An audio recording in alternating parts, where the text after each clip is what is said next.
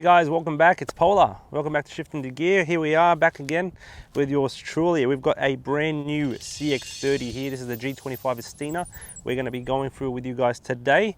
Being at the top of the range, it's got all the main features, all the safety stuff, and basically as much as I can show you in this car, this whole car will have. So we're going to go through it. I'll show you whatever I can. But it's excited to be back. It's just been a bit hard with everything going on with the global pandemic, and it's the reason why Fatty's not here today. He'd usually be right there, but hopefully he'll be in the next video, and we're going to keep going. But thanks for all the support, and let's get straight into it.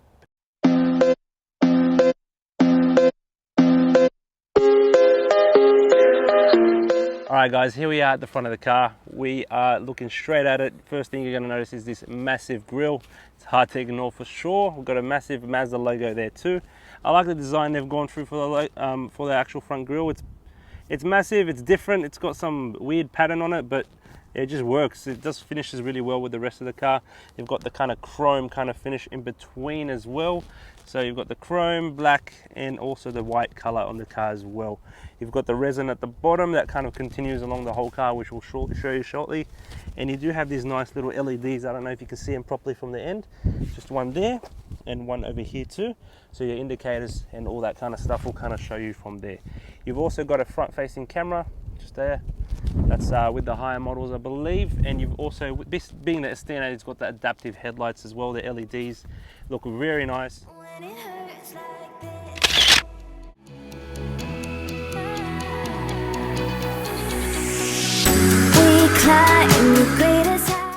Okay guys, let's do a bit more of a walk around the car.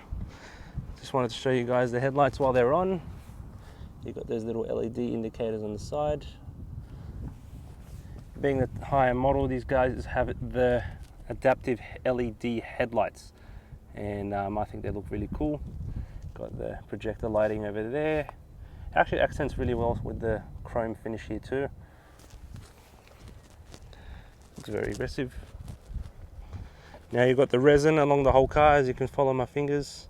Pretty much covers the whole car all around. 18-inch alloys. I like the color of them. It's got like a shadow chrome kind of look. Looks very nice. Most of the time I don't like stock wheels on cars, but this particular design is pretty simple, but it's also very nice and effective. Indicators also on here. Nice LEDs.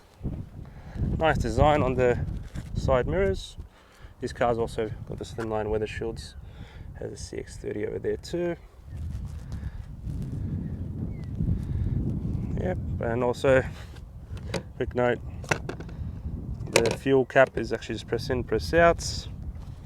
Now moving on to the rear ends. You can kind of see it from this angle, it kind of looks a bit funny. You've got kind of a shape where it makes it look a bit wide, almost like the car kind of stops and goes back out again, a wide body or something, but it's actually designed pretty nicely. Alright guys, now let's actually quickly show you the key here. One thing I actually really like for the Mazda, new Mazdas, these are really nice looking keys. Very sexy design. I'm not a big fan of how keys look, I'm not fussed too much, but this is, I think, one of the best keys I've seen. Pressing the button there. One of the best anticipated features for this car is the electric tailgate. First time in a car like this for Mazda, especially in this size. Let me just fix that clip there. Boot space. As you can see, I believe it's 317 litres. It's not massive, but at the same time, compared to some of its competitors, it does provide a lot of space. Space saver wheel, all your standard jacks, utensils, everything's there that you would need. The seats do fold down 40-60, which I'll show you in a second. And you've got the two anchor points over there and one over there at the top there. I'm not too fussed on the design for the cover, I will be honest. And let me just fold down the seats from here if I can figure that out. Oh, there you can see it, that's the way. You've also got two buttons here, one closes the boot and one locks the car. So if I were to press this lock button, the whole car actually locks. So the car is locked right now and it closes the boots. So yeah guys, as you can tell, it's a very nice design. I love the headlights and love the tail lights as well. I love the circular kind of beam look there. It also goes a bit longer. Over here, got the CX-30 badge there. Guy Active G badge here. Rear end is pretty straightforward, pretty simple. And we're back here at the side. I do like this little black spoiler at the top here. It finishes off the look there. Being at the top of the range, you also have the silver outlining along the doors and windows, sorry. And when I was showing you guys before, they're stereo too. And that's all we'll ever like, but that can never change my mind. When it's good, it's amazing. When it's bad, it's uneasy. I wouldn't have it another way. There's no other way. Yeah. When it hurts. Right, guys, now we're just taking it for a good drive. Now, I'm very keen to get behind the wheel of one of these. I haven't been behind the wheel of a Mazda in a while, being the first one we've done on this channel as well. It's kind of exciting to drive. Being the 2.5 litre, now this does have 136 kilowatts or 39 kilowatts, as opposed to the 114 I believe is in the 2 litres. I can say it does make a difference, especially when I'm driving around, even in you know, little streets here. Put my foot down. Definitely has a bit of go. Obviously not a performance car per se, I'd say, but very smooth, guys. The steering is a bit firmer than I probably would have expected, which I actually got to say is probably a plus for me. I actually like that with these cars. The firmer the steering, the more actually I feel like I'm in control of these vehicles. And very easy to drive. It's not big. It's easy to kind of maneuver. The blind spots on the A-pillars, however, are probably a little more prominent than I would want, especially because they sit a bit high. Now I'll show you guys later when I do some interior shots, but where the actual pillar of this door sits is a bit actually like probably just above your shoulder, especially in this A-pillar area. There's no visibility at the bottom here. If you actually look at it properly and pay attention, it could be probably something that will be annoying over time. Back window is a bit, back window's fine. Blind spot checks, you've got those little A-pillars, not much of a glass panel there, but it does make a difference when you're driving. I don't mind that at all. And let's actually have a quick look at the turning circle. Now for me, turning circle is a very important part when you're looking at buying a car. Some cars, especially when you buy, you think that these cars drive and maneuver like any new car should, but some of them take a very long time to turn, and I actually hate long turning circles. So let's test this out. Full lock, guys. Let's try it out. Narrow street too. Okay. Not bad at all. I actually think that's a very tight turning circle. Now this is a very narrow street, just so you guys know. Okay guys, let's get into where all the magic begins. We've got over here the side door. Now it's got the Bose upgraded sound system in this model, with the central locking keys. Very nice finishing on the actual controls here on the door. Really like how they've done it. And one thing to point out without a doubt is this two-tone kind of trim here. You've got like a nice brown Napa leather look. You've also got the black accented leather. Well, there's not leather here, but the rest of the car kind of accents the same. We've got a series of buttons here. I stop, TCS, sensors, and one of my favorites is this camera. Now the camera on this car is incredible. The 360 works very nicely. I did actually drive a bit around very tight corners and kind of test that out, especially when you're walking around tight corners and you're driving around tight corners and also driving between cars. The perception that this gives you is amazing. You won't be hitting any gutters, hopefully. No excuse at least for that. We've got over here your memory seating as well, and you can actually open and close the boot from here. Headlights on auto as well. I'll put them on auto now, but they're automatic. Got your nice steering controls here. Very nice stylish steering wheel. Simple but plain, and I like it that way. The buttons aren't too in your face. They're kind of streamlined. They're going to go with the steering wheel design. They don't feel like they take over. Nice little circular motion here for the horn. The digital dash, if you can see properly, it's got low tire pressure. Get that away. And there's a number of different functions you can actually choose between here. The revs and the temperature and the petrol.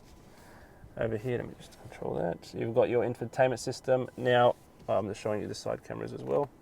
It's the sides. You can just press that view button I showed you on the right side and it goes through them. Very nice infotainment system. I can adequately say the infotainment system in this is one of the best I've seen. Sometimes it's very hard for cars, especially to get this right, but this particular system is very nice. Apple CarPlay works with it flush. And quick note is this is not touchscreen anymore. It's all controlled by this little control here. You've got your music, home button, and the navigation. When you're actually in Apple CarPlay, or I'm assuming Android Auto as well, you can actually use these buttons and they do work with it. So it's not just generic to the system in the car, it actually works with your phone system as well. Your volume for your radio and everything. And moving on here, guys, you've got a single USB here. I feel like they could have done a bit more with the space here, but nonetheless, it's still a USB. You've got a nice little compartment here. Also got your cup holders, nice and sleek. I like how it's finished. Got a nice glossy look. Gear shifter, pretty straightforward, automatic, put into manual on the right side, and you can actually pull it up and down for the shifter. As mentioned before, you also have the paddle shifters on both sides as well. Here you got your sports button. You press it into sports. I'm just going to show you what happens. Turn it off. That's pretty much it. Auto vehicle hold and all the other standard stuff. Awesome sound system.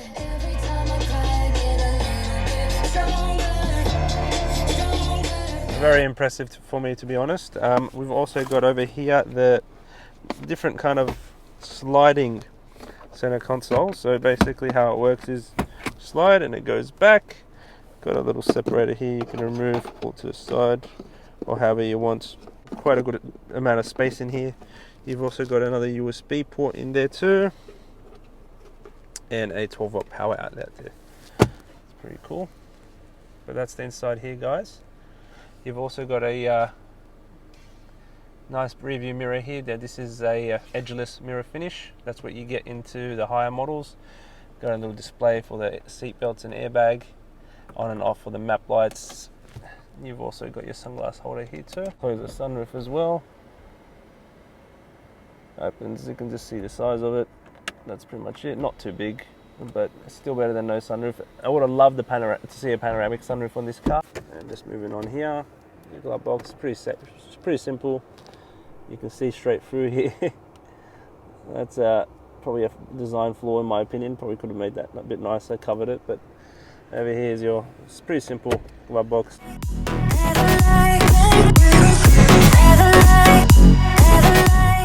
Now let's just kind of quickly test out the quality of this. Now, one thing I will admit with these cars is they're finished very nicely. Now, I could actually say this, if you knew nothing about these cars, I hid the badge here, and I told you what kind of car this is, you'd probably think it was a Mercedes, and you know what, even more so, probably an Audi kind of look here. Especially this kind of thing reminds me of the Audi and how they've got the display there. You also do have a heads-up system. I don't know if you guys can see. It will just show me the speed over there. You can just faintly see where the tip of my finger is there. It's got a very nice finish. Now, just seeing the quality, there's no rattling.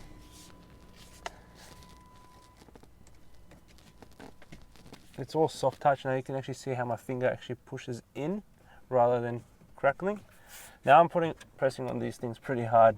There's no movement there. No movement. No movement there too, guys. It presents very well for quality, I could say the least. That's very firm. Don't feel any movement. That's the seat actually moving there. Overall, guys, I think the quality in this is very good. Definitely sufficient, and I do know this car's present a bit higher on the price range, but I do believe you get what you pay for.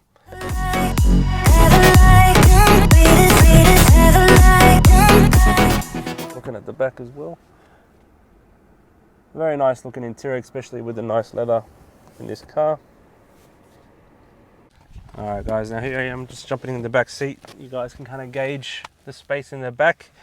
Knees are in a good place, got a bit of room. A bit of headspace too, but I can imagine a larger person will probably have a hard time sitting in here, especially if there's another adult or maybe even two in the back. It's okay for, you know, for what it is, but I wouldn't say it's exactly something comfortable. There are two air vents here, however, that make it a bit easier here. Seats very firm at the back as well. And I don't believe they recline backwards, but position is not too bad.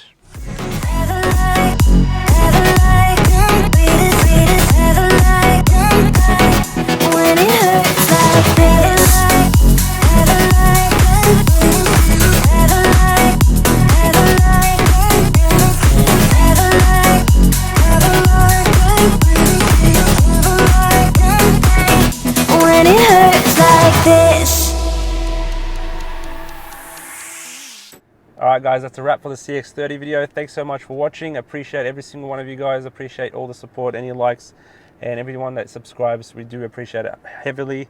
And we just want to let you know we are putting some more content out there. Overall, guys, if I were to rate this car, I'd say it's definitely one of the cars that I would actually consider buying. I'd give it a solid 8 out of 10, to be honest.